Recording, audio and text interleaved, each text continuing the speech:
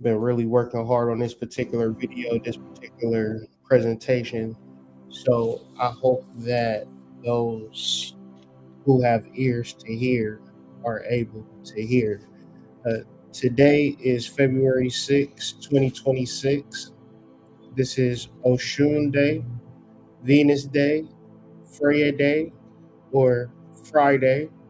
Right? February 6, 2026, when you add them up, that means that it's a 9 day, a day of completions, a day of ending, and we are in a year of initiating, and a year of getting things popping.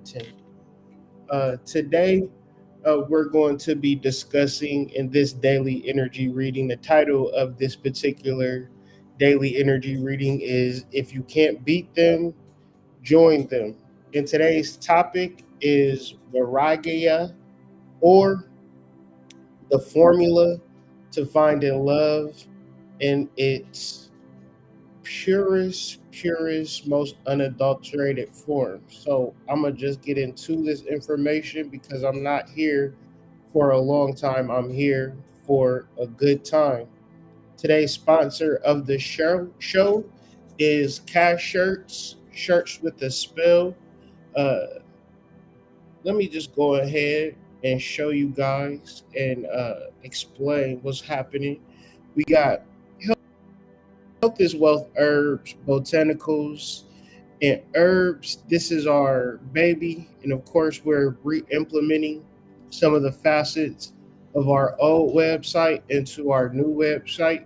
So we're offering back the cash tea and the cash hoodie for those that are new here and don't know what the cash tea is.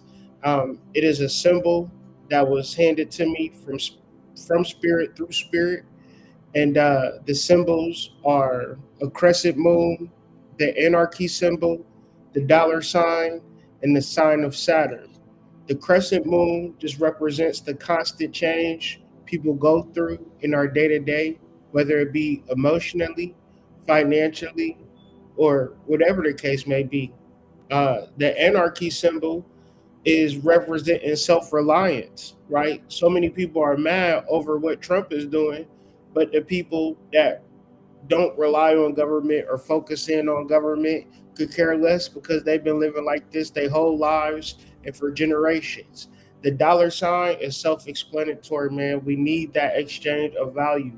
We need a modality or a currency to exchange our ideas into reality. And Saturn just implements the discipline, man. This is a staple of my wardrobe. My boy Serpent, he always rocking the cash tees. Well, they back. And of course, I'm gonna be incorporating new flavors and new styles. I already have a plan and a vision for how I'm going to be implementing this logo and this idea on different pieces of fashion. But I just wanted to initially just drop this basic print, black and white, white on black, t-shirt or hoodie. Shout out to my niggas in Florida. Can still wear t-shirts out and about. But it ain't gonna be cold forever. But the site is up, everything is active. I had to get my site off of Shopify because I was literally paying hundreds, if not thousands of dollars for something that I could do for free. So when you go to healthiswealthherbs.com, that whole entire site is built by me, is ran by me, is structured by me. So support an independent black business. For any type of web creation or consultation and things like that, just reach out to your boy. And of course, we're going to be uploading more herbs, more merch, more blogs on the site. So thank y'all for those who have checked out, purchased, tapped into healthiswealthherbs.com already. And shout out to everybody who will make purchases in the future. Just want to give a shout out to our sponsor of the show, healthiswealthherbs.com, now featuring the cash tea and cash hoodie available at healthiswealthherbs.com, available today. So the main astrological point of the conversation that we're going to be having today is Venus, because this is Venus Day. She will be entering into the planet or the constellation of Aquarius. And so Aquarius is such an interesting energy and such an interesting concept that I feel that it's always good to study, and it's always good to elucidate oneself on the implications and realizations of Aquarius energy. Another tidbit of Aquarius energy is that I will be having a daughter and her sun sign will be in Aquarius. So a lot of times when I'm doing these videos, I'm doing them for children that are born on this particular day. To whereas, maybe 18 years from now, you could Google a date and you would be born on that particular day and you could tap into the energy of the day. And the most potent energy of the day that will lead into the future is the energy of Aquarius. But a lot of times people personify these energies. So if I say Aquarius, you would then be talking about, you would think that I'm talking about your cousin that's Aquarius, your mom that's Aquarius, or even you that's an Aquarius. And albeit you might embody some of these energies, what I'm actually talking about is a story of cosmology, a story of the soul, a story of spirit that's not really related to you at a person, not at a personal level. An example would be when I'm reading about the deity of Aquarius, it's a deity that is named Happy. And when I was reading about this particular deity, I initially identified with the energy so much so is that I said, I am happy. I felt as though my body, right? I've been incarnated on this planet in a past life. I was this particular deity.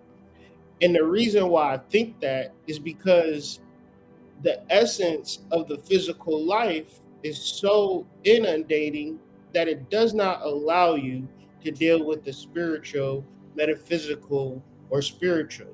That's why the conversations that I'm having, they're not what one would say popular, but I know that the people that do listen to them, they are enriched by the conversation because the conversation that I'm having is not dealing with the physical. The conversations that I'm having all the time is dealing with the spiritual, but not too many people prioritize the spiritual because there's so much physical life. Even me, the physical life is like, is very intriguing and stimulating. But if you're ever going to get to something in reference to who you are and understanding who you are, then this will be a wonderful conversation. I promise you, if you are able to stick with me to the end of this conversation, then you will be able to understand your soul in this lifetime and what it means. Right? So, first off, Aquarius representing two rivers of consciousness.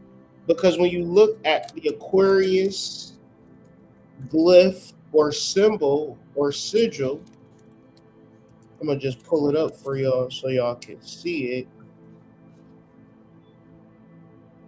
You will understand why it is called two rivers of consciousness, right? It is two electrical bolts or two zigzag lines. This is the symbol or sigil of Aquarius, okay? But what does that mean and what does that symbolize? In Egyptian symbology, Aquarius was the Nile in two forms. Okay, so when you look at the constellation of Aquarius to the Egyptian, it was the Nile River of the sky. And the one in the sky was the predecessor to the literal Nile River. And when we start talking about money and we start talking about finances, we really need to connect these two dots. When the Nile flooded, this is what made Kemet be called the Black Land or the fertile land. And what this meant was that It was an agricultural center, so therefore they could make money when the Nile flooded. Now, this is one level of it. Some people will say, well, I made some money, I made $50, I'm happy. And another person will say, I made $50 million, I'm happy. And another person will say, I made $5 billion, I'm happy. So, in reference to our perception on money and what it means to us, is going to be completely different. But the key is one is celestial and one is terrestrial. And these two lines represent a current. So, when we're studying astrology, we're also understanding another level of correspondence. When you pay attention to the soul pays attention to you. If you ignore the soul, it's not like the soul ignores you, but if you're ignoring the soul, there is no way to deliver or demonstrate a current. The same way you walk in the house, you flip your light on or you flip your light off. If you cut your light off, it's not like the light doesn't work. You just cut the light off. But if you cut it on, you're opening up the current and you're allowing the energy to flow back and forth. The problem with mass humanity and mass society, they are not paying attention to their soul. So when Venus enters in Aquarius and Venus rules the first decan of the Aquarius, this is your first lesson in love. However, people's first lesson in love is their mama, their daddy, their boyfriend, their girlfriend, their husband, their wife. And really the first lesson in love is supposed to be your soul. But you're not there yet, so therefore we got an in-depth slideshow with I just really said everything I need to say in that last sentence. But let's go. The celestial now flow beneath the throne of Osiris, which represents a source of divine wisdom in new birth. When we are entering into when we are trying to learn and we are trying to advance, a very simple thing that one must do is detach from whatever is fucking you up. Because when you detach from everything that's fucking you up, the only thing that's left is you and your soul. And then when you deal with your soul, you get that divine wisdom, you get that new birth, and you move on. So what do people tend to do? I have to divorce my husband because I'm unhappy. I have to go to another country to, fuck a Mandingo warrior because guys in America just not going to do it for me. Because if I go here, if I do this and I go here and I do this, I'm going to be happy. But at a certain point, when are you setting the time to detach from whatever is fucking you up? Because what happens when you come back home? You reattach to whatever is fucking you up. So this is a wonderful process. In acting this process, you will have real changes in your life. And you don't have to do any drastic changes on the external. Because all that I'm asking and calling people to do is fall in love with yourself. Your pastor is not telling you this. Your politician is not telling you this. Your mama is not telling you this. Your daddy is not telling you this. Everybody is trying to manipulate you. One in the chat. Everybody is trying to get you to do what they think that you should do. And today I'm asking you, right? Follow the celestial now. Get that divine wisdom. The divine wisdom is the wisdom that comes from your soul. A new birth is when you begin to detach from that old version of yourself. An entity, an energy that you want to call on is Kali. When you feel as though you're holding on to shit, a version of you, knowing that the skin sheds every night or every 7 days or something like that. Every day you're a whole nother person cellularly. That's why when you look at a person when they're 12 and you look at a person when they're 26, they look like two different people. That means that person was constantly changing every single day. It just looked different when he got to 15, 20 years from now. Like, oh, you're not the same person you used to be. You ever seen the meme with the butterfly and the caterpillar? And the caterpillar's like, damn, you changed. Like, bitch, I'm supposed to, right? We're supposed to deal with this divine wisdom that comes within us. It is what it means to be a human. Right? This is what it means to be in this world.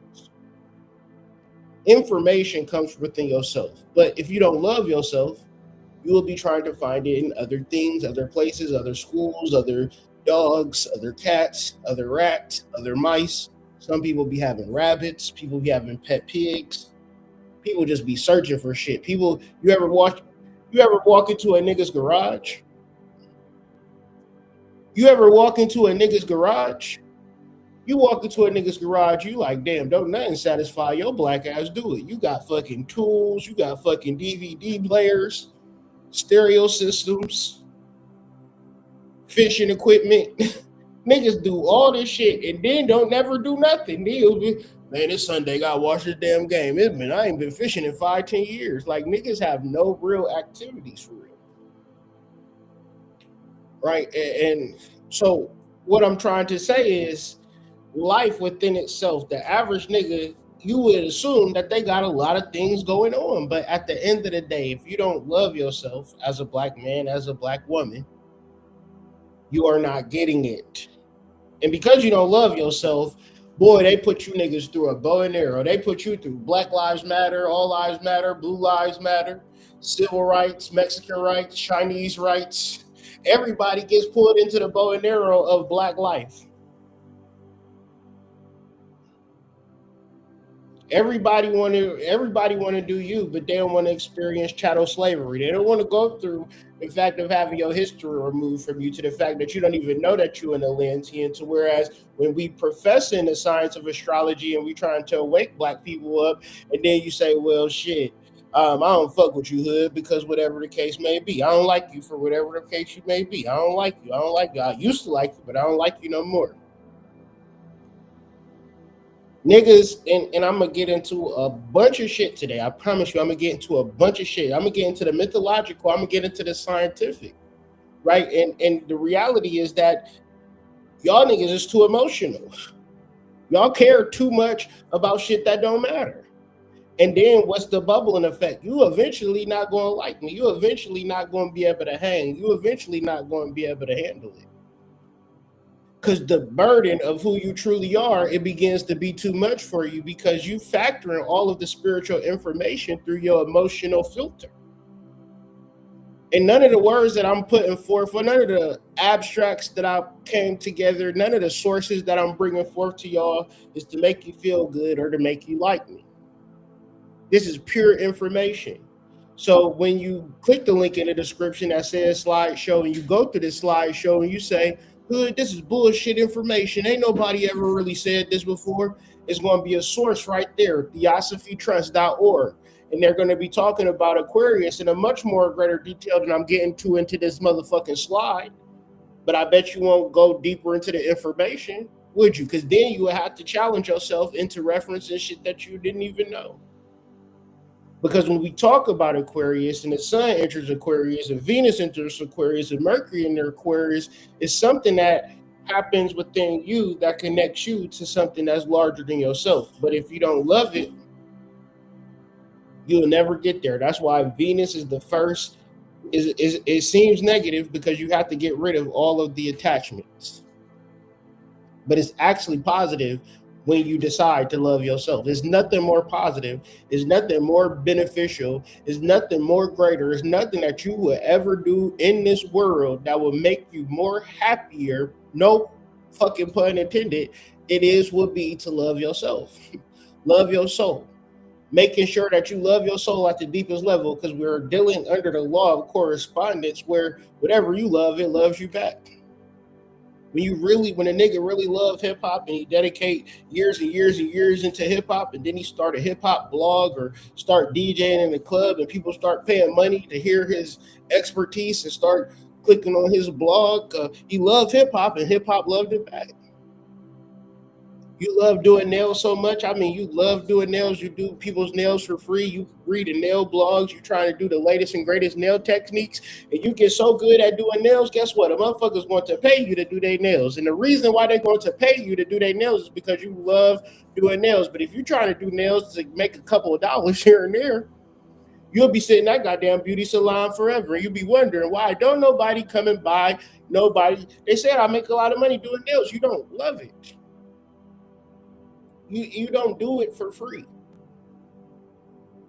So in any area of life, you see a person making a hell of a lot of money doing something that they love. Trust me, they love that shit a lot. But it's an inner process.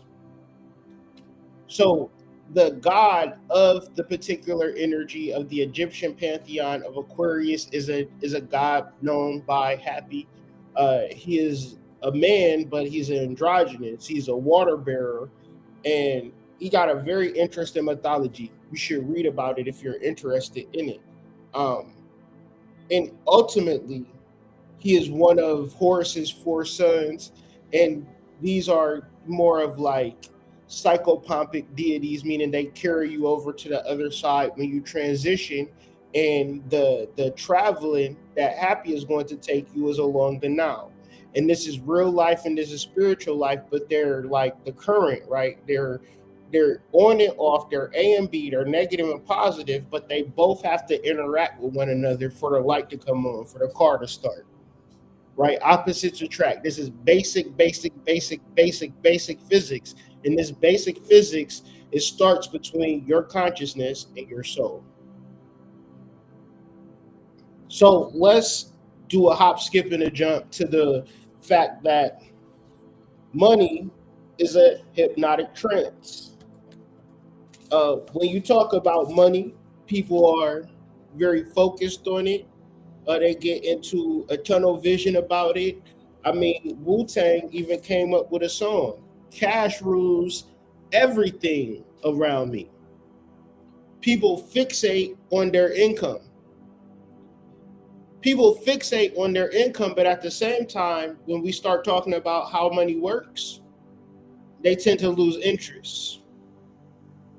But we're going to talk about something in reference to a life hack to whereas you can begin to implement and utilize all of the particular things that you want to do, and you'll be able to do it, because it always gets to a point where you say, all right, I want to do this, but I don't have the willpower, I don't have the manpower, I don't have the time, I don't have the patience, I don't have the education, I don't have the good looks, and all these particular things, they hold you back, right? But when you start talking about your latest and greatest creation that you're about to manifest, you don't want to think about in the ways for which you'll be held back. So one of the ways that we're going to be held back is money. You want to do this, you want to do that, but you can't do that because you got to work, you got to make money, and you got to think about money, you got to obsess about money. You can't really buy this outfit because then you'll be broke. You don't want to be broke because then you'll be homeless, and you don't want to be homeless. And so therefore, I'm not going to do the thing I want to do. I'm going to just sit here with my arms folded, scroll on TikTok, because that don't cost money. Okay, so from the brokest person to the richest person, money is a hypnotic trance, right? People do not understand how money works, but they care about it more than they care about anything else. That represents a certain level of spell. So let's get into more of, and I'm gonna give you circular reasoning on this. Okay, I'm gonna give you circular reasoning on this. We're going to come in a full circle. We're going to connect emotions to money, right? And once we connect emotions to money, we're going to connect money to capacity, capacity to money, and back to emotions to money, right? So you could get into a feel of, it's not about getting more money, it's about having more capacity. And the reason why we're referencing brain cognition and mental capacity, because what is Venus? Venus is an air sign. Air signs deal with the mental. Air signs deal with the intelligence. And when you talk about Venus, you're talking about your luxuries. You're talking about the finer things in life. Venus rules Taurus. Venus rules agriculture. Agriculture is how people made money for thousands, if not millions of years. So when we then try to structure in the things that we really love and the things that we really want, it's not always a matter of having it or not having it. It's a matter of capacity. But if we're not attempting to expand our capacity, it'll be like, all right, I want more water. I need to drink more water. So I got this, mason jar, right? This mason jar, and I pour a cup in there, but it's not enough water to sustain my life, right? So if I need more water and I only got one cup, but God is giving unlimited water, right? Michael Jackson said, he ain't say this, but people say Michael Jackson had 24 hours, the same 24 hours you had. Right? God pouring the same amount of water, but imagine if you if you trade it in this milk jug, this mason jar, and you got this big, big 64-ounce water bottle.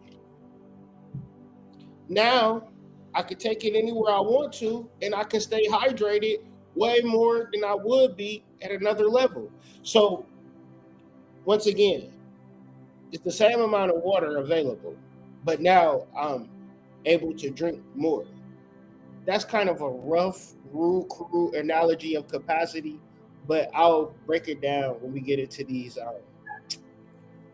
I would call them scholarly articles, right? Research things that I like to just pull and discuss with the people, so it's just not me pulling shit out the side of my ass, right? So the relationship between financial worries and psychological distress among US adults. This study examines the association between financial worries and psychological distress among US adults and tests in moderate effects by gender, marital status, employment status, education, and income levels.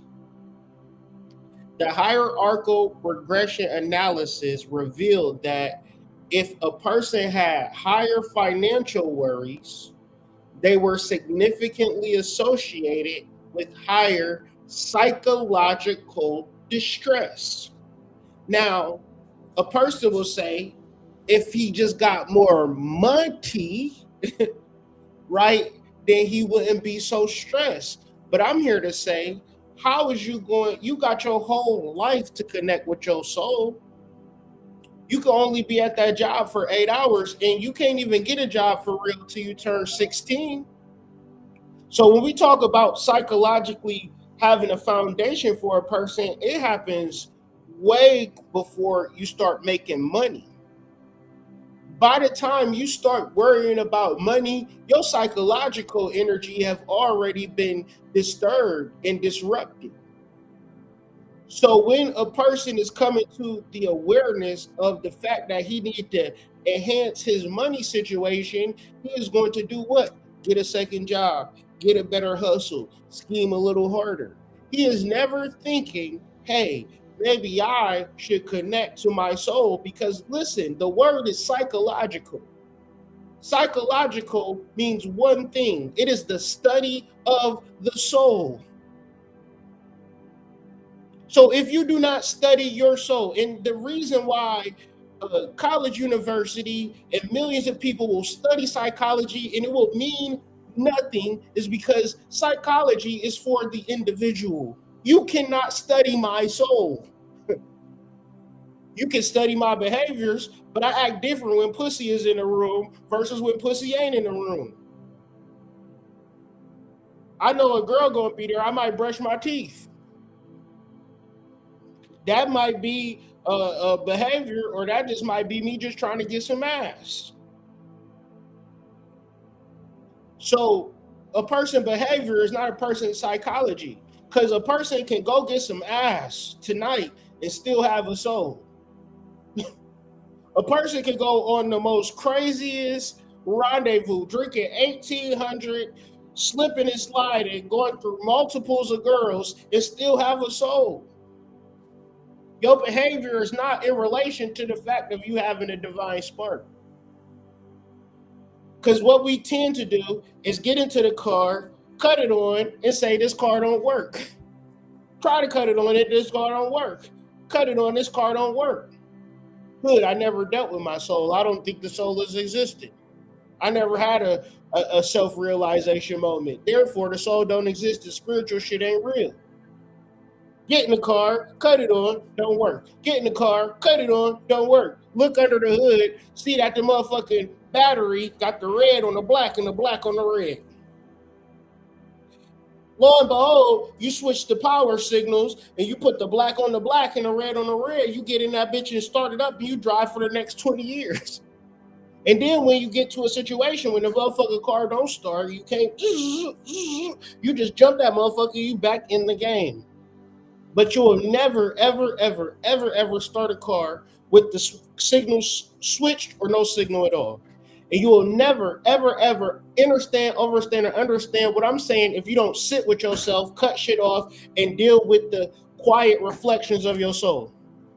You can go to school, get a psychology degree, get a fucking magna cum laude. But if you don't sit in the pure darkness and deal with your divine wisdom, it ain't really shit else to be really talking about. Of course, you're going to have psychological distress. Because what happens? These niggas getting $100,000 a week got $3,500 a month rent payments, $1,000 a month cars, getting Lululemon and shopping at the mall every other weekend, every time they get paid. By the time it comes to Friday, they turned a $20,000 check into $200.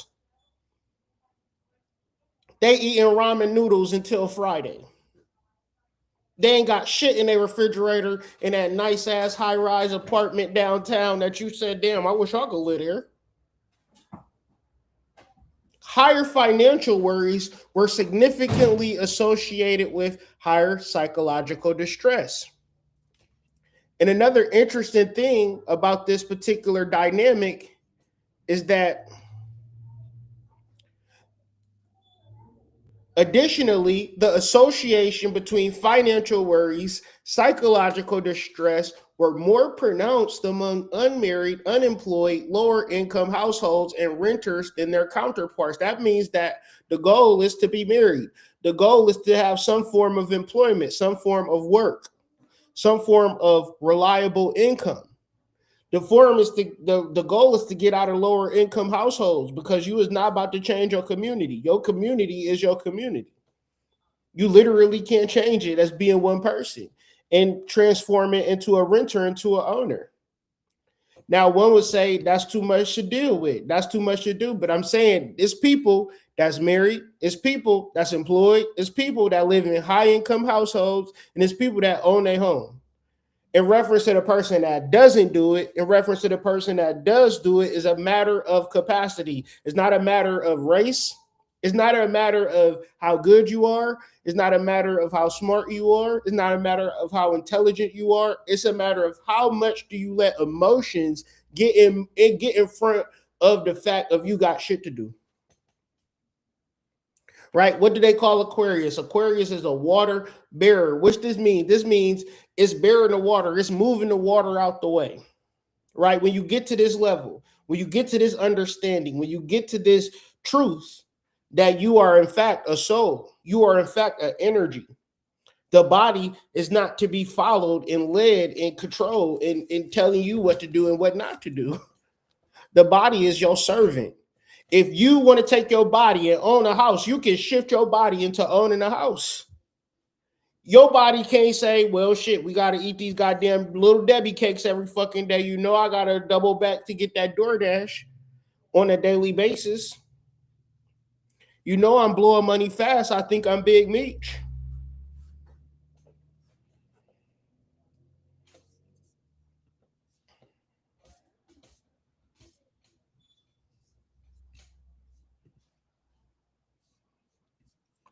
So let's get into the concept of capacity.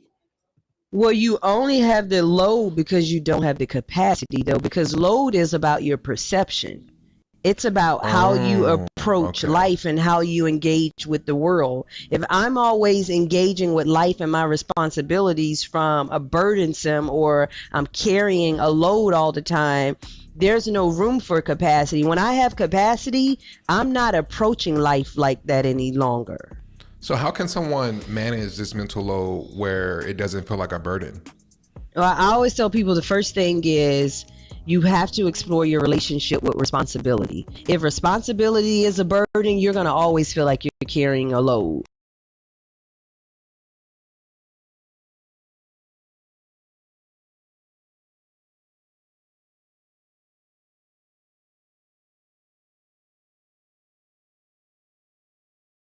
Let's get into what inhibits our capacity. What inhibits our capacity is our stress. Now, our stress is a result of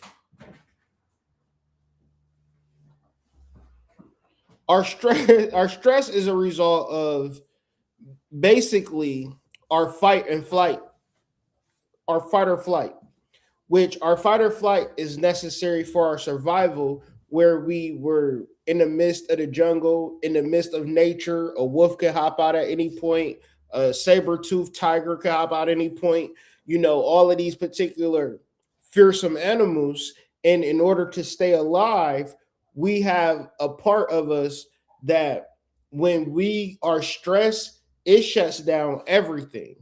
And to whereas we gets to focus on some shit, right? And so what I want you to do is transpose that into going into your bank account, and they like, you know what I'm saying? You ain't got no bank account here, and you got 30 racks in there, right? You got your last 30 up in that drink, and they just shut your account down. You would enter into a realm of chronic stress. Now imagine this, right? Imagine you cooking dinner, right? You watching your favorite program because in your kitchen you got a flat screen TV up mounted on the wall.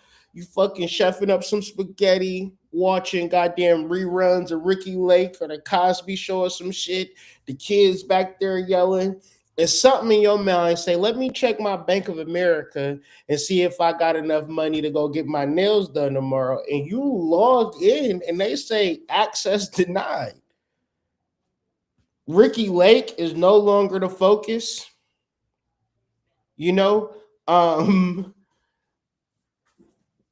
Spaghetti is no longer the focus. You gonna forget that little Ray Ray is back there on the iPad. You gonna forget about everything. You gonna fixate and focus on figuring out your account, right? So in reference to everyday experiences, especially when you young, right? When you young and you stress, you just kind of just lock up and you just don't do. And you use the feeling of you not doing nothing as a form of protection, right? I ain't gonna go out to the club, and since I'm not gonna go out to the club, I'm somehow better than the people that went out to the club. But when people was going out experiencing the world, they're adapting, they're learning, they're increasing their capacity, they're meeting people, they're learning how people interact, they're getting in with their fitting when they fit in, right? But if we're the type of people that trying to avoid stressful situations, it's going to reduce your brain capacity. And I didn't realize I was like this until I moved to Michigan. Right. I didn't know I was like that. I didn't know I had a reduced brain capacity. It took me like maybe my 39th or 40th birthday. I was with my wife and we was at this restaurant called it was called Fleet. And the reason why I'm mentioning that, because I remember first coming to Michigan and driving by Fleet, and I was thinking like, damn, I'll never eat at that restaurant. I'm thinking you had to be rich, you had to be white, right? But I've been living in Michigan since 2020. I done been to every restaurant that I ever wanted to go to. I never really went to restaurants or really did shit for real until I moved to Michigan. It's something, and just for me personally, it's something about the entire city being black that it do something to my overall impression of what I can do or what I can't do. Right? Mainly, you could do whatever you willing to work for, or willing to focus, and willing to have. Right? And then if you got the work ethic and you got the responsibility and the discipline, and you carry yourself with a certain level of respect, like nothing, you can do it, right? Like soon as I came to Michigan, I was doing events and I've done all types of shit that I ain't never even think I could ever possibly do. And for me, the catalyst was moving into Michigan and seeing so many examples. Maybe for you, it's a different catalyst, but I know spiritual people, right? They find comfort and not doing the thing that their soul is telling them to do. And comfort in not doing it is reducing your brain capacity, because stress, right, is not doing an event. It's only stress before I get to the event, right? Or stress setting up and shit like that. But once you get set up and you get into the flow of shit, you happy that you did it. It's stressful. Like when I think about the times my friends were like, yo, hood, or they wasn't saying hood, they was like, Kyrie, come to the club with us. And I'd be like, no, I should have went. Because I wasn't saving myself from, just sitting at the house watching a movie, right? Going down to the goddamn Peruvian spot, getting some motherfucking goat over some damn rice and some plantains with a fucking cola on the side. Like, I felt like that was going to be the cool and comfortable thing. But as a young man, I suggest any young man to challenge themselves on a daily basis. Deal with stress till it's no longer stress, because when it's no longer stress, you'll be able to expand your capacity. But if you don't address the stress, right, you stay in your fight or flight, every stressful situation that you come across, you're either thinking about running from it or fighting through it. And these are not solutions. When somebody invite you somewhere and you think, should I go or should I not go? That's fight or flight. If it's a reason for you not to go, oh no, I got an appointment on that day at that same exact time. You're not really stressed about that. Damn, I wish I could come. That's not creating no stress. But if if somebody invites you something and you ain't got shit to do, you ain't never been out before, you don't like going in public places, that's chronic stress, and that's reducing your brain capacity. And people that love you is the ones that's going to tell you, hey, come out with us. Because there's people in this world that exist outside of stress, believe it or not. There's people in this world that deal with this world outside of emotionality and expand their capacity so they can have the things. All they ducks in a row. They bitch in line. They car in order. They got all types of shit in the garage. They got money in the bank. They got everything laid out for themselves because they're not addressing life in an everyday I'm stressed out thing. They're addressing life like, I got a limitless capacity, so I might as well do this. I might as well do that. It's good if I invest in this. It's good if I have more. When you operating in surplus, you do different shit versus when you operating in lack. But the way that we perceive the fact of how we living is the indication of whether we're going to be stressed out or not. Meaning that if you feel like $1,000 ain't enough and you need $10,000, and the fact that you don't got $10,000 is going to stress you out, then you're not going to be able to even think about ways to increase that 1,000 to 10,000. And it'll keep going up. Some people have 10,000, say, man, that shit ain't enough, man. I need 50,000 to be comfortable. And it's a nigga with 50,000, like, man, that ain't enough. I need at least 100K to be comfortable. And it's a nigga with 100K, man, like, man, 100K ain't shit, man. I need 1 million. And a nigga with 1 million, like, man, shit, having 1 million, they take half of this shit on taxes. I got 1 million, but really I got 500. So I need at least 2 million to get 1 million, nigga. And a nigga with 2 million, like, yeah, man, shit, I only got 1 million. They take half of this shit for taxes. I ain't paid my taxes 1 year, so they fucking taking half of my shit off of that. And a nigga with 300,000, right? Just imagine 300,000. You think what you would do with that 300,000? You would say, man, I'll invest that shit. I'll put this. I'll do this. I'll do this. The nigga with 300,000, this nigga sitting back not doing shit. He fucking going to a strip club because he want to fucking get 1 million. He don't even feel like he even there yet. So what I'm saying is a person's capacity is a person's limiter. You can have $1 million idea and tell a nigga, man, all I need is a 250 investment. He'll look at you like, no, man, I ain't fucking with it. And he'll have $100,000 in the bank. Some people would be mad at people when you see people, you be like, bro, you could just do this, bro. You would just, but they don't have the capacity to do it. So what I began to do is like say, all right, you can't help nobody more than they want to help themselves. That's a real important lesson. Because what I mean by is some people just don't have the capacity within themselves to do the things that you think that they can and would benefit from doing.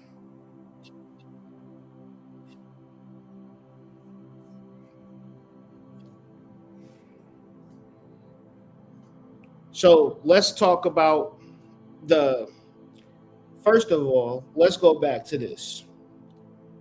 Chronic stress reduces brain capacity by shrinking the prefrontal cortex and the hippocampus while enlarging the amygdala, impairing decision making, memory, and emotional regulation. High cortisol levels from chronic stress hinder cognitive function, planning ability, flexibility, often leading to reduced mental, emotional, and physical resilience. And a person might be experiencing a weakened mental state, a lack of emotional regulation, just being upset when they don't really want to be upset, but they can't control it. And the reason why is a person is stressed. And a person say, well, how do I not become stressed?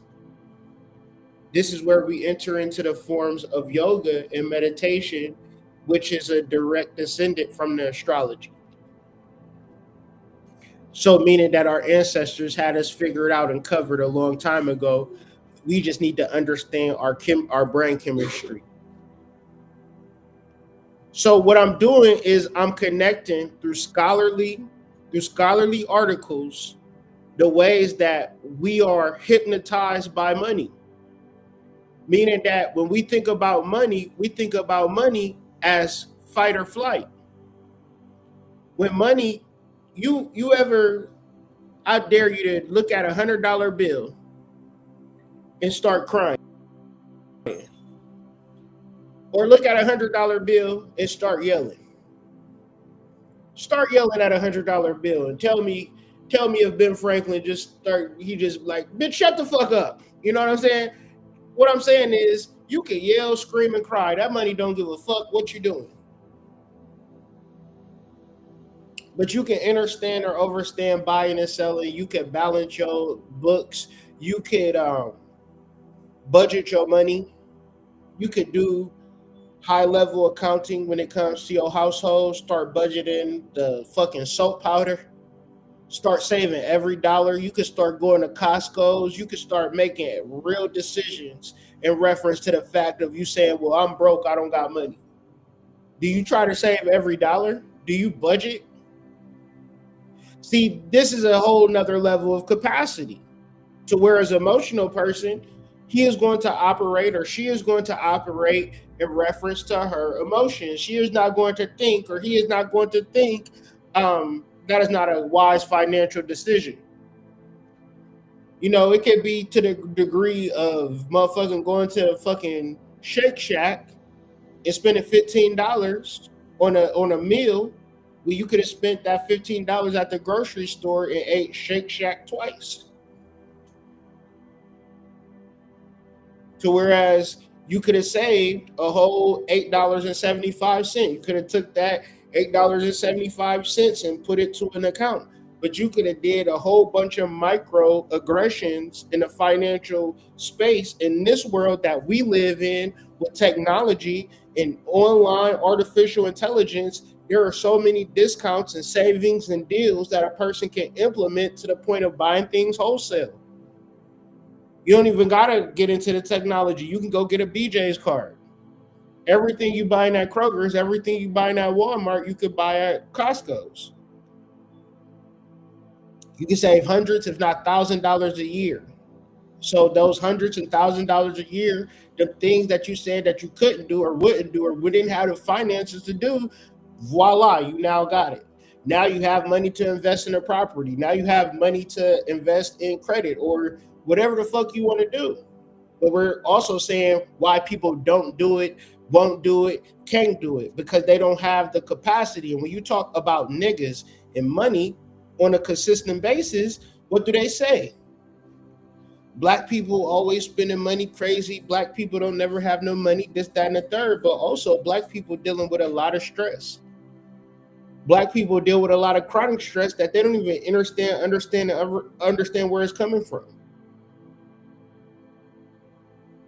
So the results, and this is a study that says financial literacy is associated with the medial brain region of functional connectivity in old age.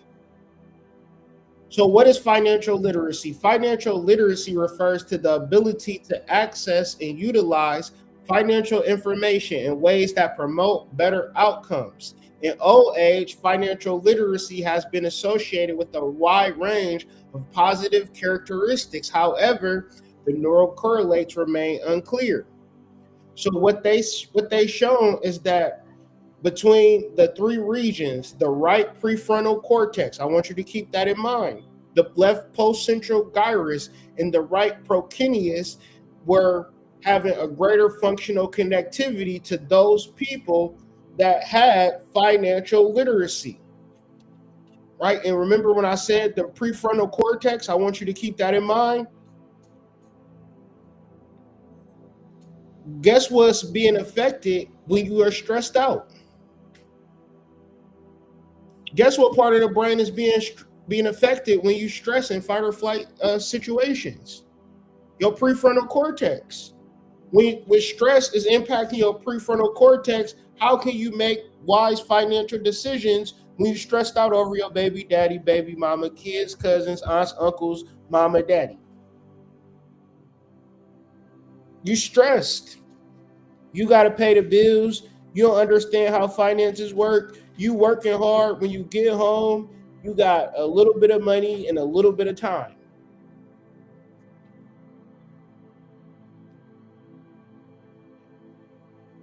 So you're not going to get out of this. I'm going to tell you, this is a conversation about magic. This is a conversation about spirituality. This is a conversation about science. You think that by getting another job, by getting a promotion, by getting what I'm saying, you think that getting in more stressful situations is somehow going to make you more money. But when you get into more stressful situations, your executive functions like decision making, planning, and focus are being impaired. So this is why the nurses, they'll give you a $20,000 sign-on bonus. They'll pay you $10,000 every 2 fucking weeks. And you still living check to check.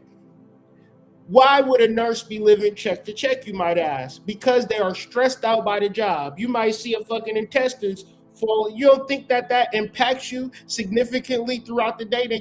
It's some jobs that they can't pay you enough money. And you don't even understand or understand it till you in it, like a cop. You think you paying a cop enough money? You ever seen a baller ass cop? Cops, you barely see cops outside of work. Because I imagine that job is stressful.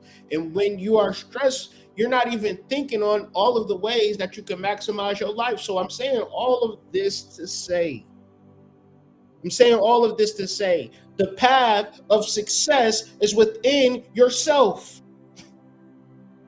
Through neutralizing and detaching from whatever stresses you. That job stresses you.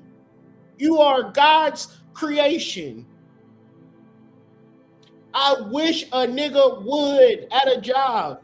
I'm not above working a job, but you better listen. I'm ready to walk out at any moment. I'm ready to walk up out of that motherfucker. And they got to know that shit too. No 2 weeks notice, nothing. I'm leaving.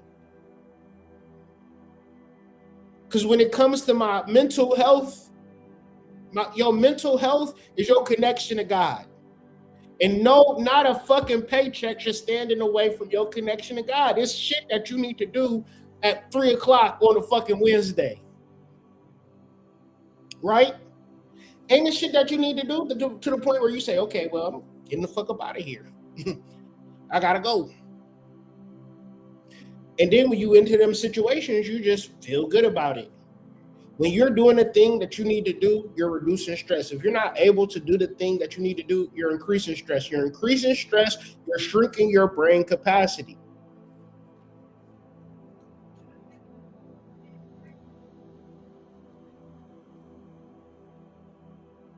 So let's talk about the benefits of capacity, which is basically seeing through the illusion. So basically, banks turn $1 into $10. Some people call it fraud, some people call it illegal, but it is what it is. You have to live on the same level.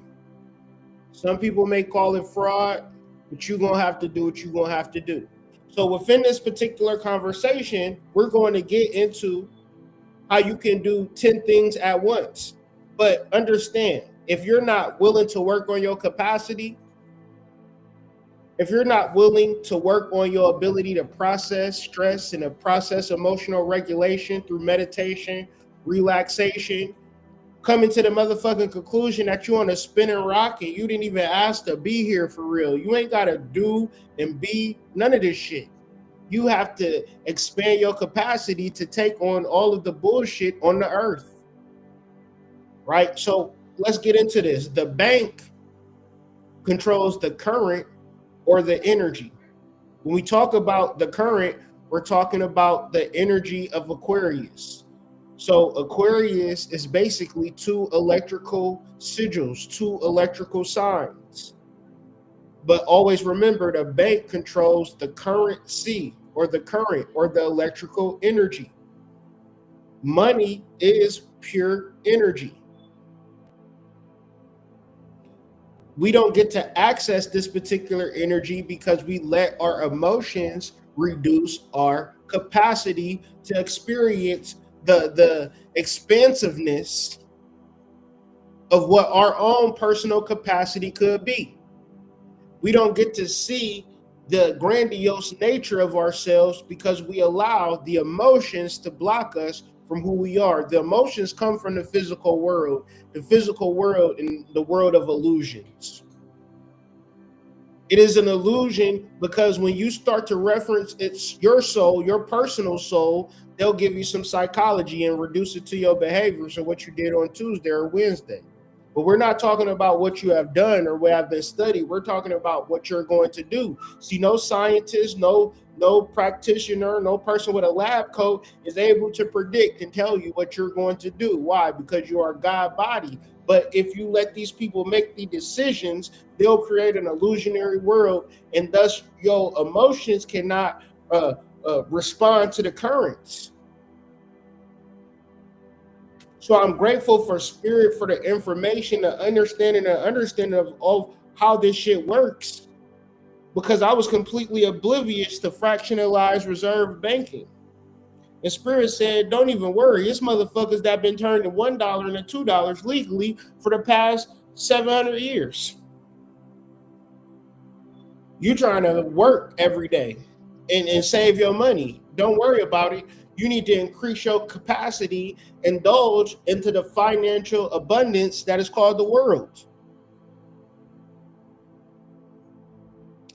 So when we talk about Aquarius, we're talking about a water bearer. So the goal is to bear your emotions or carry your emotions, like push them off to the side.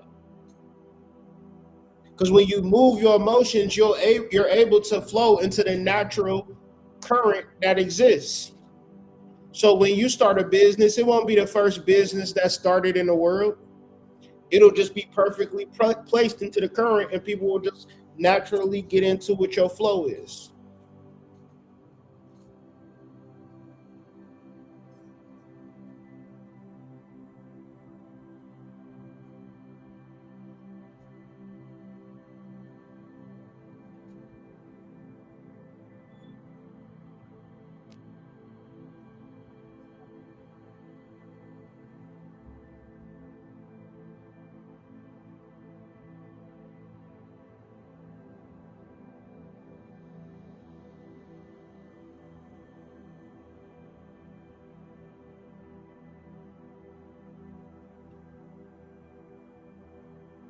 But if you don't understand what the words are, what the words mean, you're never going to figure out how this stuff works. And incidentally, where do you find a bank? We go to banks all the time. Where do you find a bank?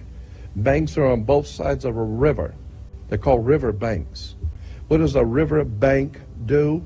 It directs the flow of the currency. Your money is referred to as the currency. This is why when you go to court, you have the current, electricity, because it's the juice. And if you don't have the juice, you don't have it.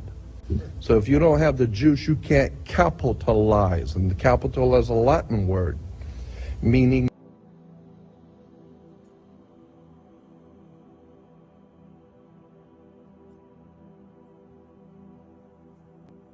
So let's get into Aquarius, the electrical currents of the soul. So this water glyph to the right of us, it goes back to Atlantean times, and it was first symbolized as a water jar. And this water jar just symbolized the soul being passed through life after life. And the greater symbology of that water jar was that it was a vase that overflowed with water, meaning that life is a continuous journey and the information at the core is being passed on from life to life to life. So when you think about water, you also have to think about rain and thunder and lightning, which represent the currents and flows of energy that are coming down to earth, which symbolize the soul or symbolize the divine spark. Another way of looking at this is that you have never seen electricity exist within itself. And it's the same way you would never see a soul exist within itself. Electricity needs a medium such as water, such as copper wiring.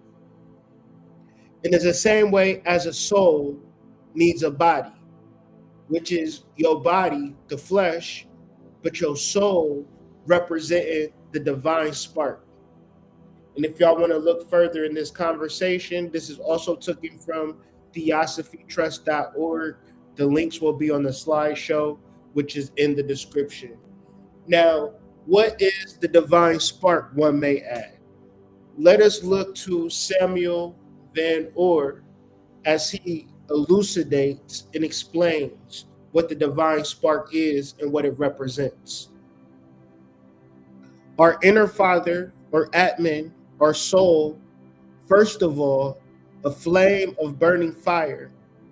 And all flames are susceptible to the fiery expansion and development, unfoldment, evolution, and the independence of its sparks, right?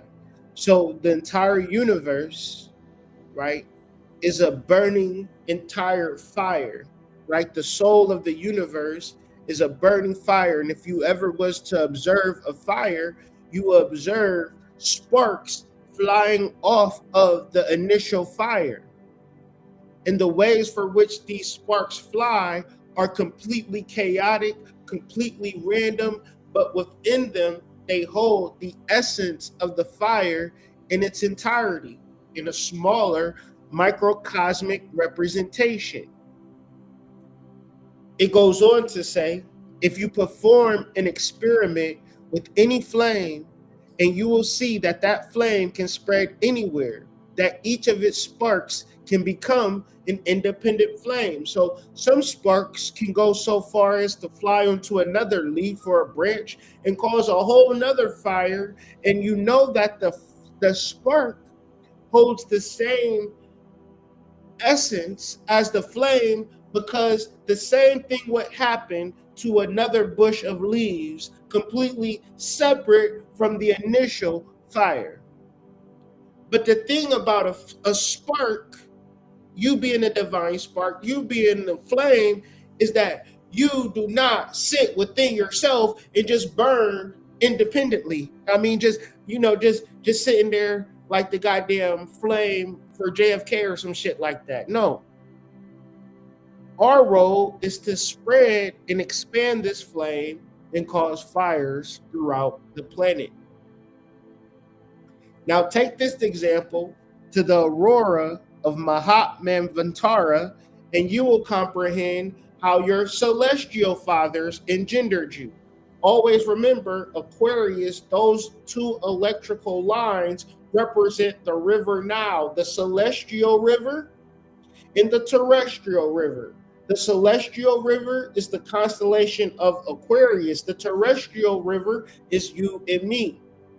When our river in the Nile is a symbology of agriculture, of fertile soil, fertility, growth, and finances, meaning that your soul wants you to have everything that you want to have. And when you're doing this for a long time and you want to help people, and a person come to you with a small cup, but they got, 64-ounce visions, you say the problem is you don't got to work harder. You just got to think larger, bitch.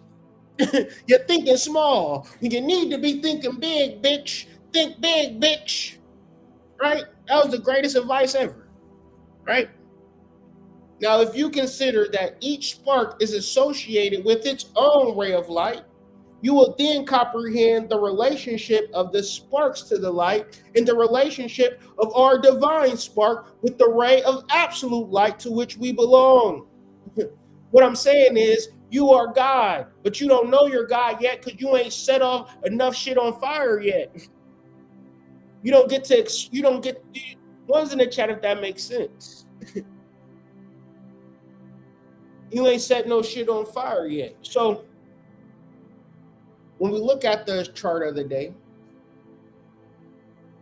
when we see Venus entering into Aquarius, you also see the sun somewhat creeping in there. One could consider the sun being in Aquarius depending on the longitude, latitude of it.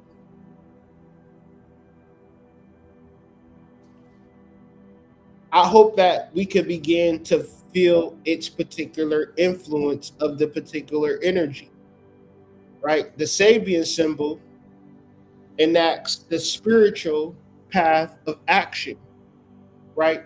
The first Sabian symbol of Aquarius is an old Adobe mission in California.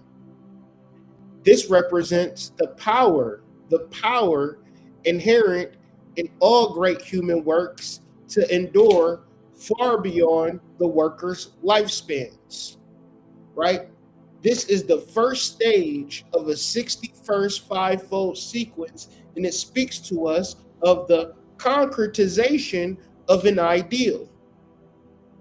It implies the immortalization of an individual within a great collective and cultural enterprise. So at first, one will say, before one gets on the spiritual path, I don't think that I'll be successful. I'm having trouble succeeding. I'm having trouble making it in life. I'm having trouble with my husband. I'm having trouble with my kids. I'm just having trouble.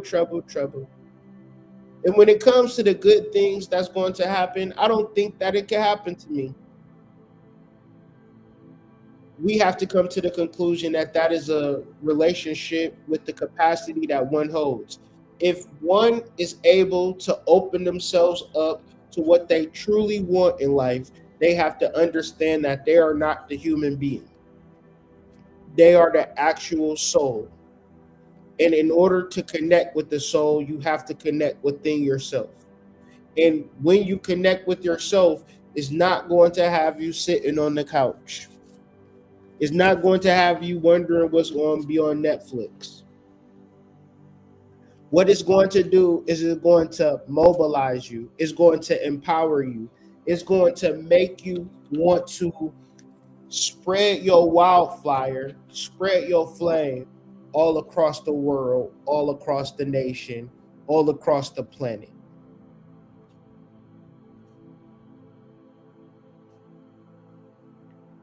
Now, before we talk about Venus, we have to differentiate the limerence of the situation versus the love of the situation, right? Limerence is what we generally mistake for love. And when we talk about Venus, and which is the planet of love, we associate that with limerence. So when we talk about money and love and building a legacy for yourself, it's hard to establish a legacy in a long-term relationship off of relationships and situations that's built off of limerence. So limerence is connected to obsession, emotional roller coasters, deep fears of rejection, death, or the end of the relationship, centered in fantasy, while love is built on connection, stability, emotional safety, longevity, reality. And when you talk about love, you talk about relationships, it's hard to get into a space of doing some real shit and you don't have no real financial literacy, right? A man that has strong financial literacy, he is going to have an easier time of establishing love, not because he got a lot of money, but because he have discovered a lot of intrinsic values that allow him to attract money and keep money coming to him on a day-to-day basis. So as I stated earlier, Venus is not limerence. Venus is pure love, right? So if we want to embody and understand and understand these references to love, it is a pure, unadulterated, transparent, stable, safe, lifetime connection that's not built on nothing crazy. It's just built on the reality of just being together regardless of anything. And I'm telling you, this is the prerequisite to being motivated to be a stand-up man, to be a stand-up woman. When you are entering into a real relationship and it's not motivated by nothing weird. Now, when you have someone in your life that is constantly motivating you, constantly keeping you in an emotionally safe space, what is going to happen over time is that you're going to increase your capacity. You are going to find the will to do better. This is why people who are unmarried, unemployed, with no kids have a harder time financially than people who are married with kids. But then society tells you don't have kids because they fuck up your money. When you are attached to a certain idea, to a certain person, you're not able to see it in a correct way, right? Part of the second chakra is fight or flight, but another part of the second chakra is sex. And when you are sexually attached to somebody because how good the pussy is, how good the dick is, that is not pure love. That is actually clouding your judgment. It is also reducing your capacity. You never seen a hood rat hoe get a mansion. People look at Sexy Red. Sexy Red is the only type of girl like that. It ain't no other Sexy Red. Because we know for the most part, girls who handle that, they're going to be texting you, asking you for $5 like it's a big deal. I don't really want to do this. I don't really like doing this, but this is really, I mean, if you can't do it, it's fine. And this is the biggest thing I ever asked for you. And I know it's a lot of money, but you think I could get $5 in a bag of chips and a ride to the store, please? You would do it? Oh, thank you. You're so nice. They don't even understand. They basically ask you for $1. Fear-based systems, hood ideologies it shrinks your capacity. It shrinks what you can hold. So in our community, you know what I'm saying? We don't even get a chance to experience pure love because we can't even discuss all of the things that we need to discuss in reference to maintaining a certain life. You start talking some real shit with your girl, we about to get into the ways of which we can really boss up the 10 and 1 method. You start introducing these concepts to your girl, she gonna get frustrated as hell. Right? And the reason why she gonna get frustrated as hell, because you fell in love with her because of how she looked. You didn't ever examine her capacity. You fell in love with him because how he looked. You never examined his capacity. Now you saying, well, babe, why don't we start a business? Why don't we start saving money? You like, man, I don't even have the capacity to do none of that shit. You know I'm only here dropping dick off. You know I'm only here dropping dick off. So we gonna confuse sex for love every time, and we gonna miss it every time as a community. Act as if nothing affects you, because once your emotions belong to the world, your power is no longer your own. They will test you. They will provoke you. But a mind anchored in purpose cannot be moved. Lincoln lost more elections than most men have dreams, but he never blinked. Edison failed thousands of times and called each one a lesson. The giants walk through fire and don't flinch because their vision burns hotter than the flames. You must master stillness in chaos. Train your mind to hold the image of who you're becoming, even when life shakes your foundation. Discipline your emotions. Guard your energy. Move with calm. Speak with clarity. Act with unbreakable intent. Not because you're numb, but because you are focused. Because nothing outside of you is stronger than the decision within you. And when the world can't shake you, it has no choice but to follow you. Hey, can y'all be quiet, bro? For real.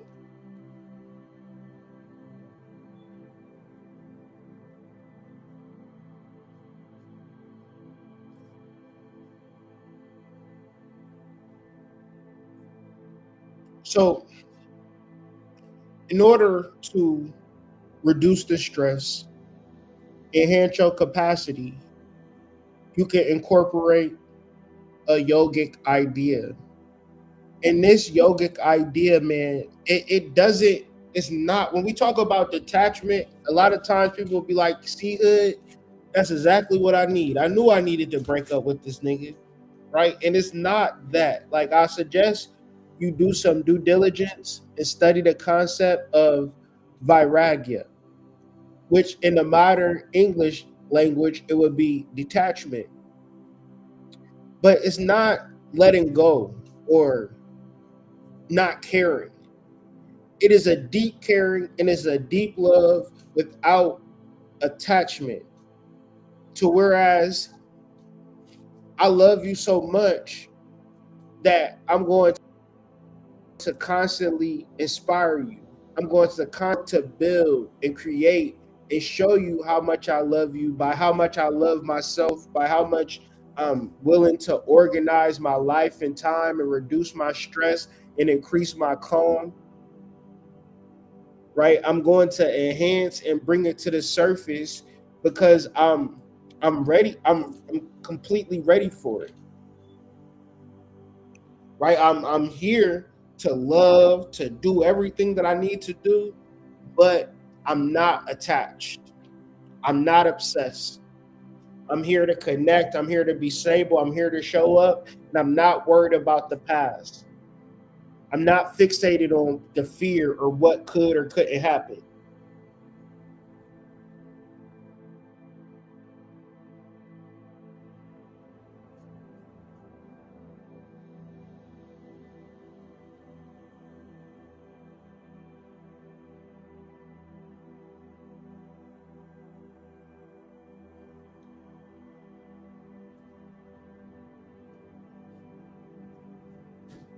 So I want to examine this, squeeze the juice out of the headphones. When we are examining Venus on a Venus day, we are seeing that the sign of Venus is entering the planet of Venus is entering the sign or constellation of Aquarius at the first Sabian symbol. Okay? So the first decan of Aquarius is ruled by the Five of Swords. The Five of Swords is ruled by Venus in Aquarius, right? So we get a little bit of what is called Lady Luck with today's energy. Meaning that on Venus Day, Venus is entering into where she is home, where the power of true love is being exemplified. And one of the tenets of true love is learning to love something is by letting it go. Because when you let it go and it comes back, that means it truly loves you. So usually when you see an unattractive guy with an attractive woman, and they are like truly in love, I'm not talking about where she using them for money or some weird shit like that, like, or he using her for sex, or like they really in love, they really in sync. What happened was the unattractive dude, he didn't care. He let her go. He said, you know what, baby? You're beautiful. I like you. I want to be with you. But hey, I know you got a lot of options, and this is just how it is, and I'm going to just let it be. That fine shit, right? She said, no, daddy, please don't leave me. I just want to be with you. He said, look, if you're going to be with me, it's going to be like, bop, bop, bop, bop, bop, bop, bop, bop, bop, bop. She like, just give me a Ginsu knife, baby. I'll get to chopping. You ever go into and you see some shit and the girl is just, she just know what to do? Because I'm going to tell you why. That nigga said, listen, it's about to be like this.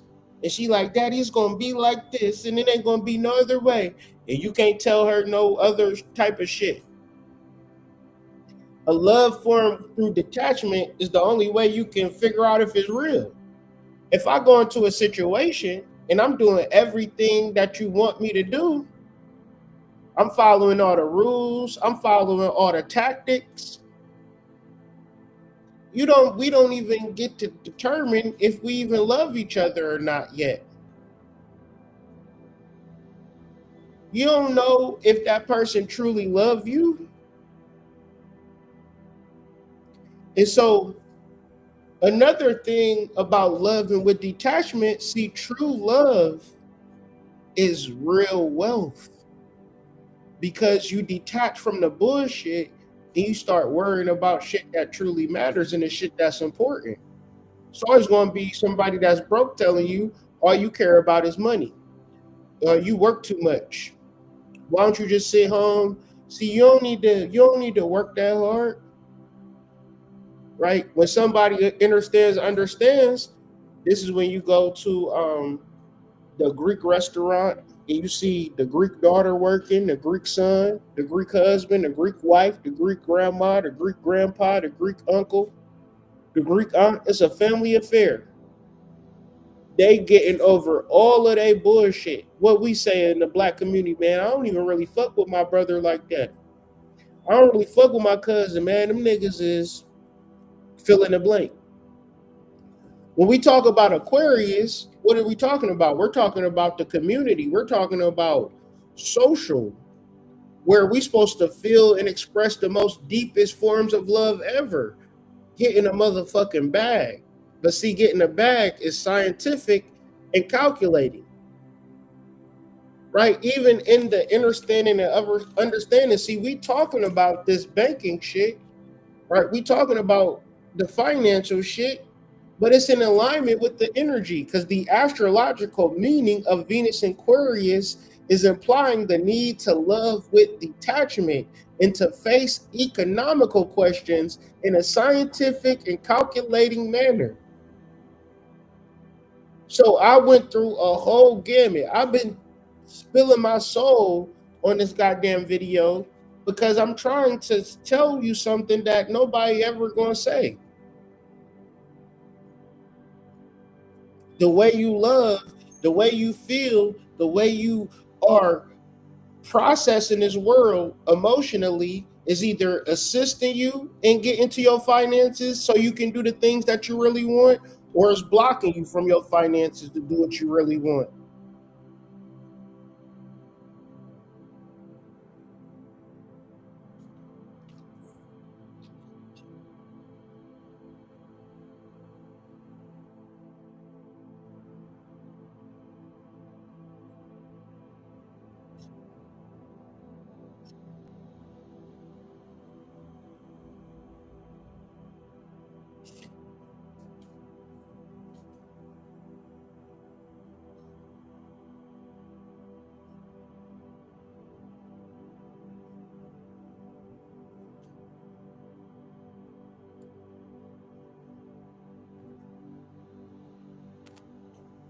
The banks are broke. They're broke because we have a system called fractional reserve banking, which means that banks can lend money that they don't actually have.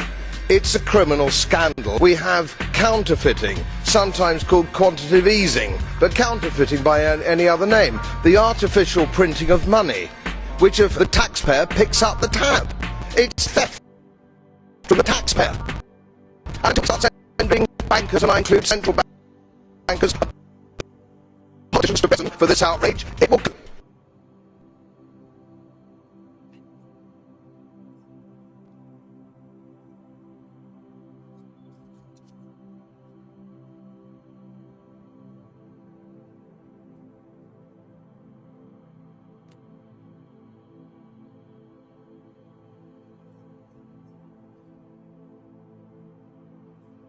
So let's look at this clearly, and let's deal with this 10-to-1 system, and I'll break all of this stuff down. I'll be coming back to this.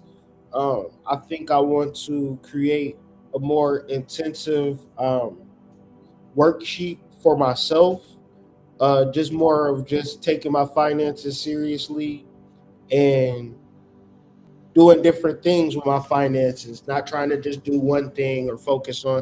But I'll explain the 10-in-1 method, and then just basically living like a bank, because either you going to counterfeit money, right? Create your own money, or you going to find ways to grow your portfolio and invest in multiple ways over a long period of time is the way to be truly financial literate. As we can see with the Bitcoin shit and the stocks and the dollar, all of these particular things, they are those get rich scheme niggas. They really are, facing it. And those who have the capacity to be financial literate so they can do the things that they truly love. Venus and Aquarius, the time is now. We are in a 1 year. So when we think about our finances, we can think about them in a 9-year gap.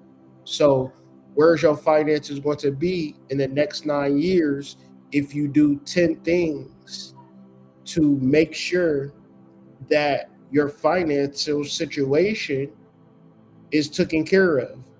And we recognize that being in fight or flight is not going to allow us, and is the reason why we don't even give a fuck, right? We're fine with living check to check.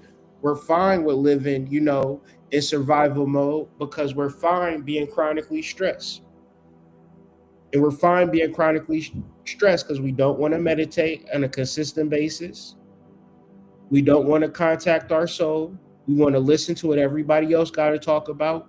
And when we talk about divine wisdom, we imagine that we got to get a class or a course or find some guru to help us. But the reality of all of the metaphysical and spiritual work that I talk about is that you are your own guru. You are your own master. You are supposed to save yourself. And if you just start working on your capacity through reduced stress, and you start investing in multiple areas, everybody can invest. Investing is just spending money in a way where the money come back. Every nigga I know spend money on food, clothes, all types of shit, bingo, weed, all types of shit. If you can buy weed, you can invest, right? If you can buy DoorDash, you can invest. You don't need it's apps such as Robinhood. And when we get to the conversation, you'll see it's other things outside of just stocks, and it's all different ways you can utilize your money outside of financial instruments that count as living your life as to where you are printing money.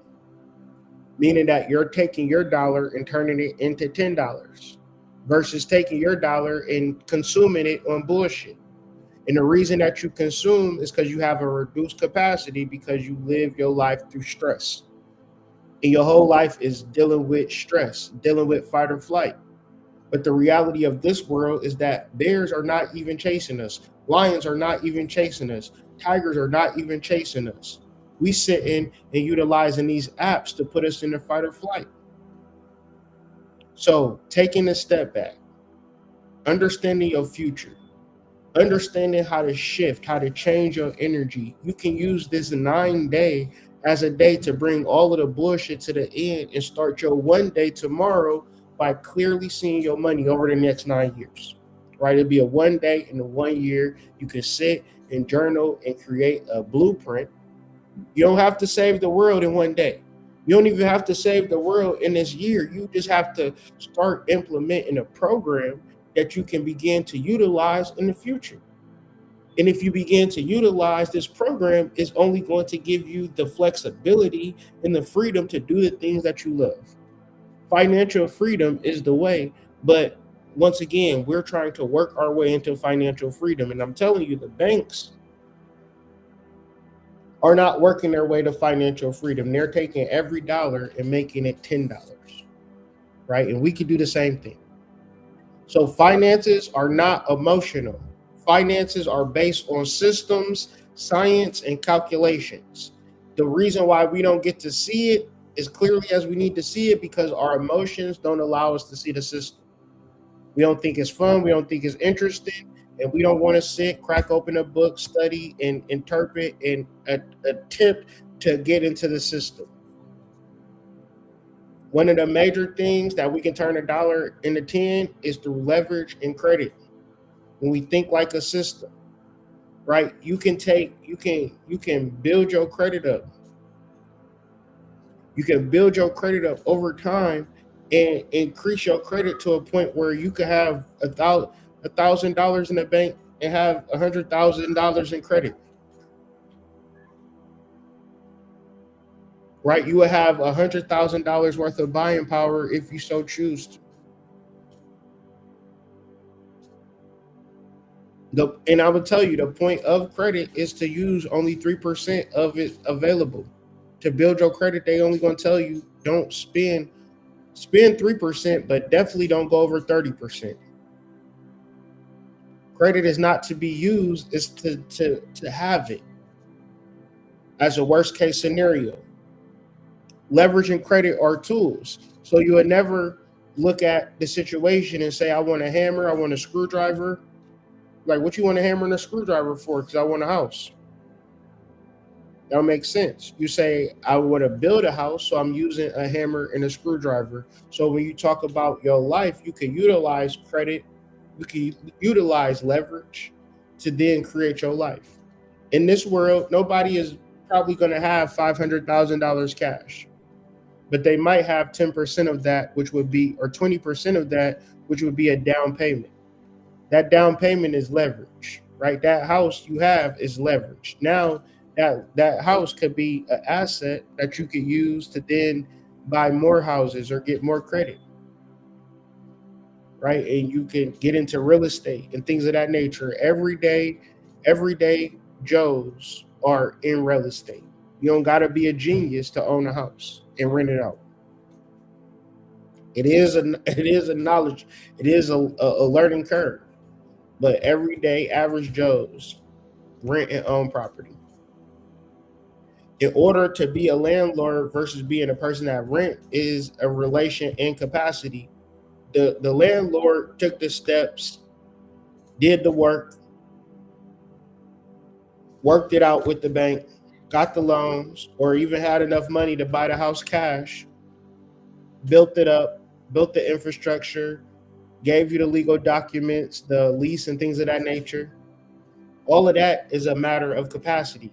It don't take much capacity to go into the rental office and give them $1,200 and sign your name on the dotted line. It takes a lot of capacity to start an LLC, a management company, hire maintenance workers, have all of these people on payroll, and at the same time run and operate your business. If you're going to run and operate your business on the highest levels, they ran through leverage. So a business can get $1 million loan from the bank and pay all of his employees with that money that it got from the bank. But the bank created all of this money out of thin air. If you work at a company that's more than 100 people, 10 times out of 10, that company is living off of leverage. So whereas the money that is paying you is not generally the money that is getting off of profits and losses, it's the money that is getting off the leverage that it got from the bank. And they doing other things, and they trying to build up that profit and loss, because the money that the job get, 10 times out of 10, they just pay the bank every month or pay the bank every quarter. And the bank then, if they pay their loans on time, they have a good relationship with the bank. The bank will give this business any amount of money that they want, because they know they're good for it, because the purpose of the business is to make money. And if you do good accounting, most businesses have good accounting, they foray that good accounting into an infinite money glitch from the bank. Okay, that's why you can walk down the street and see 100 businesses and ain't nobody going into them. But 10 times out of 10, if they had good accounting, they can pay that rent. They can pay that $5,000 a month rent. It's no problem, because the bank have given them $1 million worth of a credit line. Okay. And the ability for me and you or anybody else to do that is just a matter of capacity, not a matter of anything else. If you don't understand flow, debt becomes pressure. All I'm talking about is how, credit is how a lot of things get started in this life. And credit is not actually money. Loans are how a lot of things get started in life. And loans are not actually money. Loans are based on collateral and leverage. If a person deposits $100 in the bank, that creates $1,000 worth of loan money that the bank can give out to somebody who is not even the depositor. That's an even crazier part. So I'm saying all of this to say, because a lot of people hear this information, they hate bankers and they want to, go crazy and fight the power like Public Enemy. I'm saying if you can't beat them, join them. So I created a 10-to-1 method where you think like a bank, act like a bank. You overstand that money circulates. And if it don't circulate, you ain't going to be able to breathe. Money is like air. Okay. And if you can borrow productively, you'll be able to expand. You can stimulate your own kite. So in a nutshell, like I said, more to come with this particular system. I think I want to come up with a full comprehensive 10-1 system workbook in every area for which I'm about to elucidate, to explain, or even for myself and people who want to do it with me, just making sure that you are having all of your ducks in a row, because all of this is real shit that people are doing that one will say, damn, I'm not doing that. And I would like to do it. How does one begin to do it? And I gave you the blueprint first, psychologically, mental health wise, expanding your capacity through a particular meditative protocol, which is going to reduce your stress and increase your capacity. And you can begin to knock these things down one by one. By the end of the year, you will at least foray into each one of these particular systems. The first thing in the 10 by 1 system is cash flow. In cash flow, it could break down into having 3 to 6 months of savings, right? And that's numero uno. So if you got a job, you don't got a job, you got a business, first things first, you got to have that little nest egg just in case money. Because when you start talking about doing the other things, such as investing in stocks or something like that, or getting into real estate, and the shit goes bust and it don't happen the way you want to, right? You got to buy a goddamn stove all of a sudden because you started a restaurant. You will have this cash flow, and the cash flow will be something that you'll come to after you did all 10 of the things, and you got to start over 10 times out of 10. If you were able to incorporate each and one of these particular aspects, then you would have upgraded in life, and that upgrade in life would be an increase in that said nest egg. And so that goes back to what I was just saying, that them emergency buffers, right? And you won't be able to save 3 to 6 months if you don't have cash flow. So if it's getting a job at McDonald's, driving for DoorDash, Uber Eats, whatever it is, getting a job at Amazon, whatever you got to do to increase your cash flow, that's what you have to do.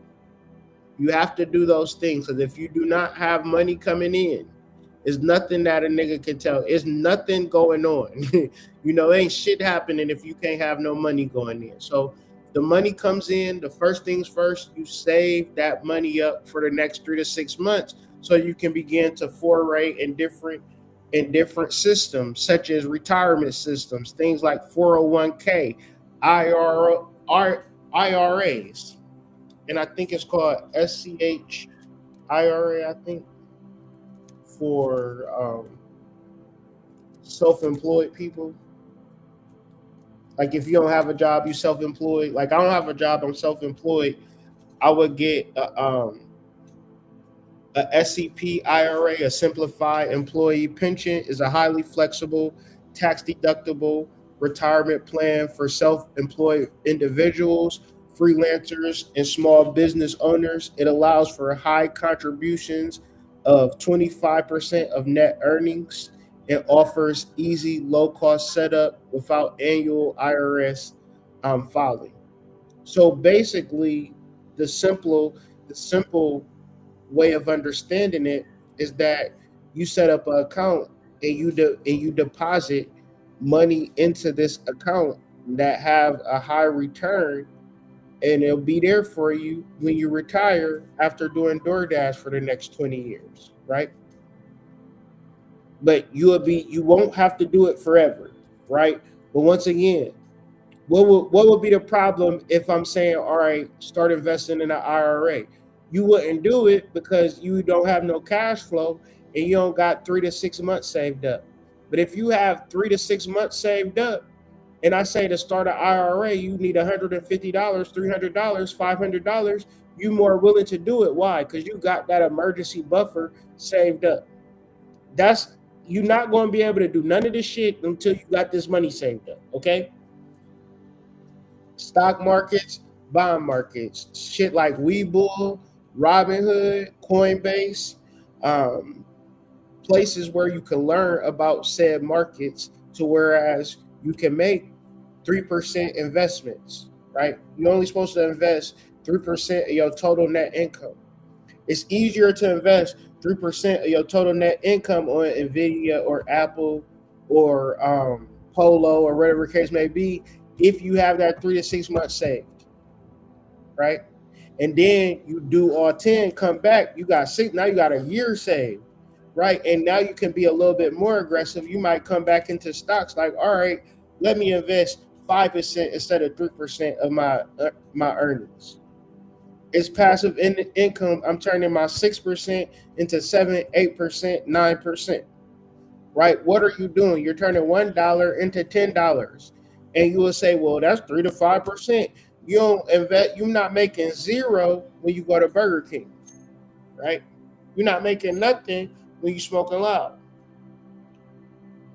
And so another part of the 10-1 system is real assets, real estate, investing in the real estate, being able to buy your first property, having 20%, and this could be, low income, fixer upper, things of that nature.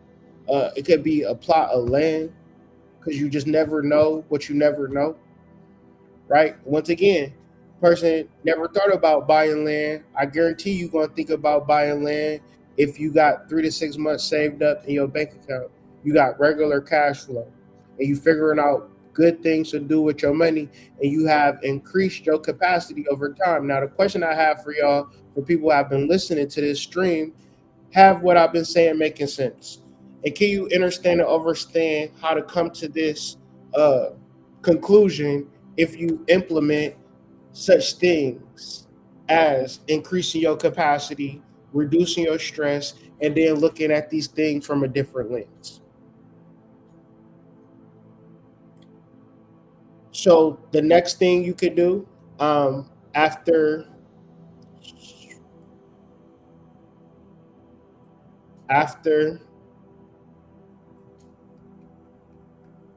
owning real estate is starting a business, getting passive income, hiring people, doing that passion project, starting a company, starting an Etsy, starting a Shopify, things of that nature, starting a drop shipping business, or brick and mortar restaurant, courier business, nursing, medical courier, all different types of businesses one could start. Passive income will be easier to start. You done saved up money. You got 5 figures saved up, 6 figures saved up. Now you're thinking about making larger investments into business.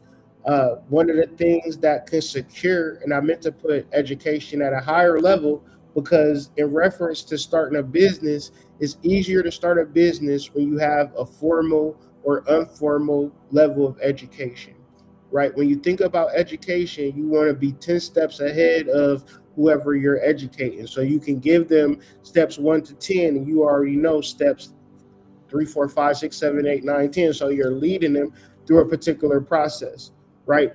And another level is this stuff, so you can start information-based business. You can start a movie theater. It's just so many businesses that you can start, and so many things that you can do when you have the capacity to what? Educate yourself, learn new information. And when you learn new information, you can take that information that you learn and teach others, right? And it's easy to do when you have the full capacity to put yourself in the mindset. Crypto and commodities. Gold is always going to be gold. Silver is always going to be silver. Crypto, they saying it's a buy opportunity right now, but don't be buying shit when things is going up. Buy things when shit goes down. When things go down, it's like this. If Jordans was $700, right, but you knew that they was going to drop down to $125, would you buy them when they $700, or would you buy them when they was $125? So when people get into crypto, they tend to buy it once it's like going high. That's the same thing as buying the latest technology when it's like buying a TV in 1999. Niggas was paying 5 racks for the same TV that I paid. We got a smart TV. That shit costs $100. Buy a TV for under $100 now, which is crazy. The flat screen TV for under $100 with all the bells and whistles. Yeah, people was paying all types of money for them TVs when they first came out. Another thing that you want to invest in, health, right? You want to be here to enjoy it. So you ever be driving down the hoity-toity areas and they have life centers, fitness centers, health centers and shit. Motherfuckers be drinking tea and doing spa and Pilates and shit like that. And you try to go and join it, be like $700 to join a month. Yeah, you gotta have the capacity, right? When you serious about your health, you gotta get your money on up, because that shit is not cheap, right? Legacy planning, so life insurance, wills, trusts, having all of your ducks in a row. Most niggas, when your dad die, your mama die, you ain't left with shit, ain't no will. Cousins and shit start fighting over money, right? Because what we suffer from is not the lack of injustice, not the lack of finances and resources. They already said that black people, we spend enough money to be our own country. So the next part of this situation is we need to incorporate the real shit and start doing the real shit.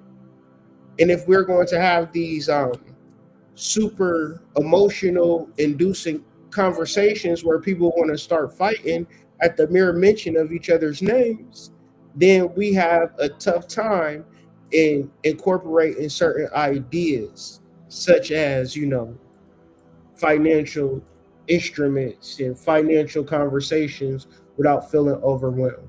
If these conversations overwhelmed you and you feel like you're out of the loop, trust me, you're not out of the loop. You just have a limited capacity, and the ways for expanding your capacity is getting into a level of reducing stress. So this 10-1 system that I invented is teaching flow, is not teaching attachment, it's teaching you how to dib, dab, and get in a little bit of everything when you get your shit in order. When you understand and understand that systems require capacity, not emotion, you will work on what's important. Because a lot of this is like, everybody want to be rich, everybody want to have money, right? But then when you say, all right, let's do it, you realize it's easier said than done.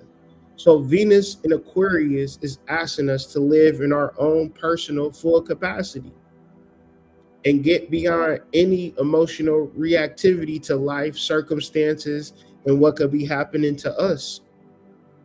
And really understand and overstand the power of who we are as the divine spark and be that divine spark, not the physical body.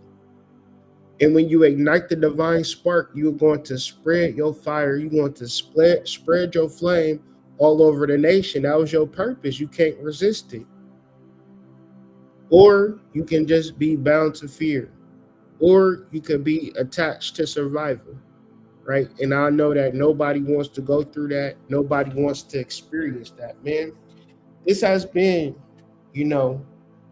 a doozy of an expression on my behalf. I worked very hard on this particular presentation to bring forth to y'all. So I hope that y'all are able to enjoy it and understand and understand what I'm saying in its full capacity.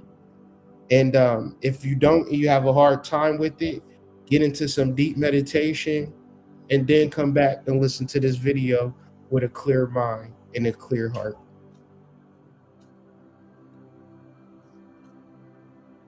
First, want to thank our sponsor of the show, Cash Tees. They are back. Shirts with a spell, symbol of discipline, symbol of change, and exchange. You feel me? Only at healthiswealthherbs.com.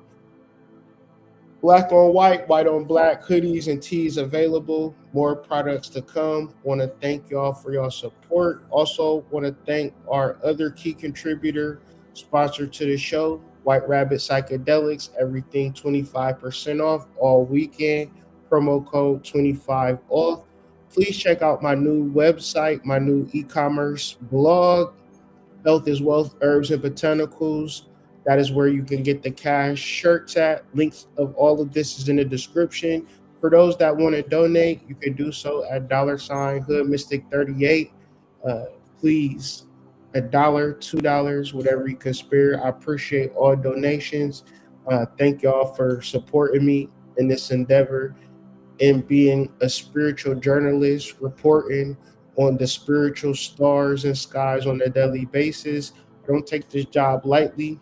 So I pour in a lot of energy, probably more energy than you expect. And it's probably kind of conversations that you don't really fully understand and understand.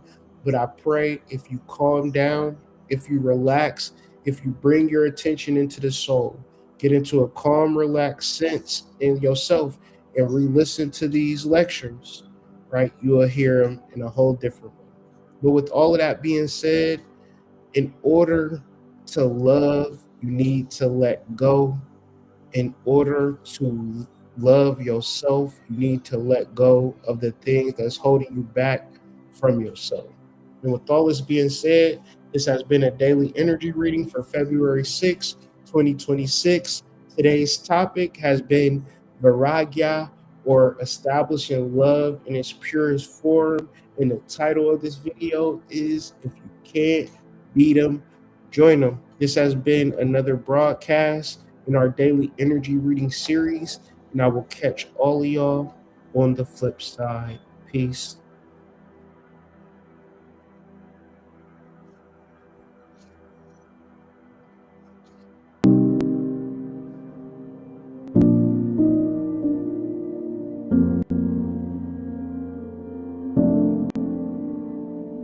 You gotta let go to love. You gotta let go to love yourself before you love someone else.